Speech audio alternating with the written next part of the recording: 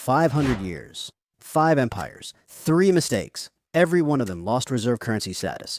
Not by invasion, not by bad luck. The same 3 decisions, in the same order, every single time. Right now, the United States is following the same script. This video is not a history lesson. It is a mechanism.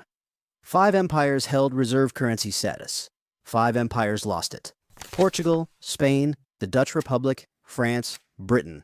Each dominant, each seemingly permanent, each eventually replaced.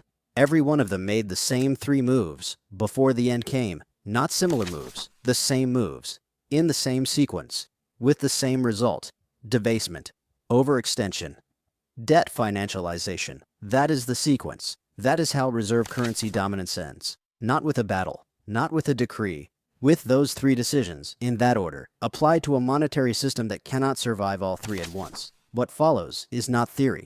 Every claim in this video has a named actor, a specific date, and a measurable outcome. By the end, you will have seen the sequence run 5 times. Then we will look at where the United States stands today. Before we walk through the empires, understand what these 3 mistakes actually are and why they always arrive in this order. The first mistake is debasement. Every reserve currency empire debases its currency before it collapses, always under pressure, always with a justification. The empire is spending more than it earns, and the fastest solution is to make each coin or note worth slightly less than it claims to be. The public rarely notices immediately. That is the point. The second mistake is overextension. Military commitments grow to protect the trade routes, colonies, and alliances that made the empire rich. The cost of defending the empire begins to exceed the revenue the empire generates. Wars multiply. Garrisons spread. The treasury drains faster than it fills. The third mistake is debt financialization. When debasement and overextension have hollowed out the real economy, the empire turns its monetary system into a lending mechanism. It borrows against future income it will never receive. It extends credit to preserve the appearance of solvency. And then one day, always suddenly, the creditors ask for their money back. Debasement, overextension, debt financialization, 5 empires, same order, every time. The first mistake didn't start with an army. It started with a coin. By 1510, Manuel I of Portugal was personally receiving 1 million cruzados per year from the spice trade alone. 65% of Portuguese state income came from overseas activity. Portugal controlled the eastern trade routes. The real was the currency of global commerce. Then the mint changed the formula. Manuel, mocked by Francois I of France as the grocer king, began minting the real in copper. Not silver, copper. A deliberate, systematic reduction in the metallic content of the empire's monetary base. The justification was simple. The spice revenues would cover the difference.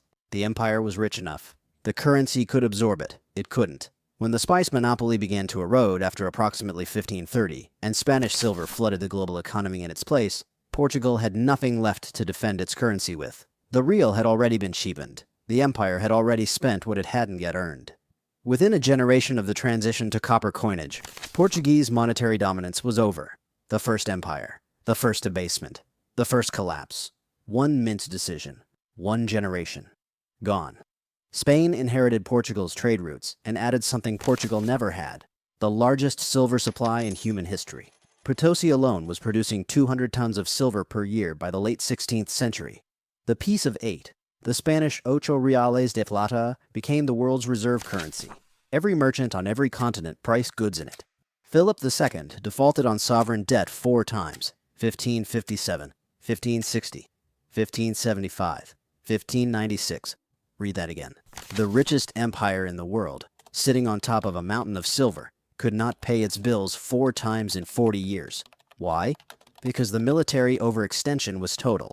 The Dutch Revolt, the 30 Years' War, Mediterranean campaigns, an armada. Philip was fighting wars on 3 continents simultaneously, and every war cost more than the last. By the 1630s, Spanish coinage had been reduced to contain 20 to 30% less silver than legally required. The debasement was not an accident. It was a policy of concealment. After the 4th default in 1596, Spain could only borrow from the Portuguese, the very empire Spain had absorbed a decade earlier. The wealthiest empire in the world. Borrowing from the empire it had conquered. That is what overextension and debasement together produce. 2 empires. 2 debts, 2 collapses. The same sequence both times. Debasement first. Then overextension. Then the financial system breaks. This is not a coincidence, this is a mechanism. The Dutch were smarter than the Portuguese, and more disciplined than the Spanish. They knew the dangers of debasement, so they built an institution specifically to prevent it. The Amsterdam Wissel Bank, founded in 1609, was the world's first public reserve bank. Its design rule was absolute, 100% silver backing. Every bank guilder in circulation was matched by physical silver in the vault. For 170 years that rule held. The guilder was the most trusted unit of account on earth. Then came the Fourth Anglo-Dutch War, 1780 to 1784. VOC trade revenues. The Dutch East India Company, the commercial engine of the entire empire, collapsed from 20.9 million guilders in 1780 to 5.9 million in 1781. In a single year. The Bank of Amsterdam, under secret pressure from VOC commissioners, began extending unsecured overdrafts to the company. Credit exposure rose from zero in June 1779 to 7.8 million guilders by February 1783. The bank's reserve ratio, the ratio that had never fallen below 95% in its entire history, fell to 37%. They hid. For years, they hid. On the 28th of January 1790, city magistrates ordered the books opened. The bank guilder's premium went negative within months. The Wissel Bank declared insolvency in 1790 and was liquidated in 1819. 170 years of institutional discipline, erased by secret debt in 4 years. The pattern played out again. France's story requires 2 acts. The same empire, the same 3 mistakes, applied across roughly 100 years. Act 1. John Law. In May 1716, a Scottish financier named John Law persuaded the French regent to let him run the national monetary system. His Mississippi Company sold shares tied to the speculative value of French colonial territory in the Americas. In January 1719, shares traded at 500 livres each. By peak, they had reached 15,000 livres, a 900% rise. Banknotes were issued without specie backing. Inflation followed. The currency was being debased in real time, dressed up as financial innovation. By December 1720, the shares had collapsed to 200 livres. Law fled France virtually penniless. France refused to trust paper money for approximately 80 years after the collapse. That was the debasement and debt financialization. Act 1. Act 2. Napoleon. The century later, France rebuilt its monetary credibility and its military power simultaneously. Then it overextended across the entire European continent.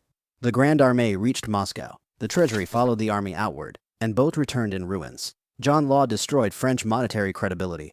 Napoleon destroyed French military overreach. The same empire. The same 3 mistakes. Separated by 100 years but arriving in the same order. France never held primary reserve currency status again. Britain learned from every empire that came before it. Then it made all 3 mistakes anyway. In 1914, Britain was the world's creditor. Sterling was the reserve currency of the globe. The pound was convertible to gold. The empire was at its territorial maximum. Then came 2 world wars. Overextension did not announce itself as overextension. It announced itself as duty, as necessity, as the defense of civilization. Britain fought the first war to exhaustion, and entered the second already weakened. By 1945, the world's creditor had become a debtor. The United States held the gold. Britain held the debt. John Maynard Keynes negotiated the Anglo-American Loan Agreement in December 1945. The terms were clear. Britain would receive $3.75 billion. In return, sterling convertibility would be restored by July 15, 1947. Keynes died on April 21, 1946. He did not live to see what his terms produced. On July 15, 1947, sterling convertibility was restored. International holders converted into dollars immediately. Britain lost nearly $1 billion in gold and dollar reserves within a single month. Convertibility was suspended on August 19, 1947, after 37 days. 37 days. The pound was devalued 30% in September 1949. $4.03 became $2.80 overnight. The empire where the sun never set had its monetary system dismantled in 37 days.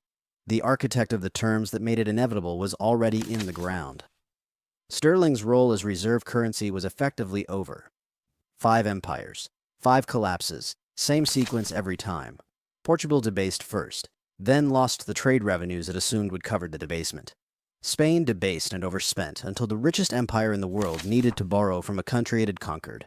The Dutch built the world's most trusted monetary institution, then secretly hollowed it out to cover military losses. France financialized its way into a monetary collapse, rebuilt, then overextended militarily a second time. Britain overextended across 2 world wars and arrived at 1947 holding debt where it used to hold gold. Debasement, overextension, debt financialization. The sequence is not a theory. It is a documented mechanism, confirmed across 5 independent data points spanning 500 years. Ray Dalio has described the broader arc of these transitions. The data here does not depend on his framework. The dates, the named actors, the reserve ratios, they stand alone. This is what the pattern looks like. Now look at where the United States stands. In 2000, the US dollar accounted for 71% of global foreign exchange reserves. By Q3 2025, that figure had fallen to 56.92%, the largest 25-year decline in dollar reserve share since the Bretton Woods era. That is the debasement signal, not the cause. The signal. The currency's share of global reserves falling is what happens after the trust has already been spent. Check. U.S. gross national debt stands at approximately $39 trillion as of May 2026. Debt held by the public crossed 100% of GDP in April 2026, the first time that threshold has been breached outside of World War II or the COVID emergency. Fred data for Q4 2025 places gross debt to GDP at 122.6%. These are not the same number. They measure different things. Both are at historic highs. The DXY index, the dollar's value against a basket of major currencies, fell more than 10% in the first half of 2025. Its largest 6-month decline since 1973. That is the overextension signal. When the military and geopolitical commitments of an empire outrun its economic productivity, the currency reflects it. Check. Russia and China now settle 99.1% of bilateral trade in rubles and yuan. Among BRICS member states, local currencies accounted for 65% of trade settlements in 2024. The dollar is being actively routed around. That is the debt financialization signal, not because of what the U.S. has done, because of what its counterparties have decided. They are building the infrastructure to settle trade without the dollar before the dollar's decline forces them to. Check. 3 signals. Same sequence as every prior transition. Every empire in this video believed it was different. Portugal believed the spice revenues were permanent. Spain believed Potosi was inexhaustible. The Dutch believed their institutional rules were unbreakable.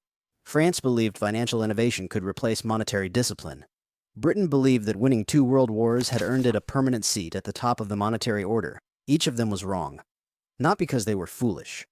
Because the pattern does not negotiate with the empire it is running through. Maybe the United States finds a way to reverse this sequence.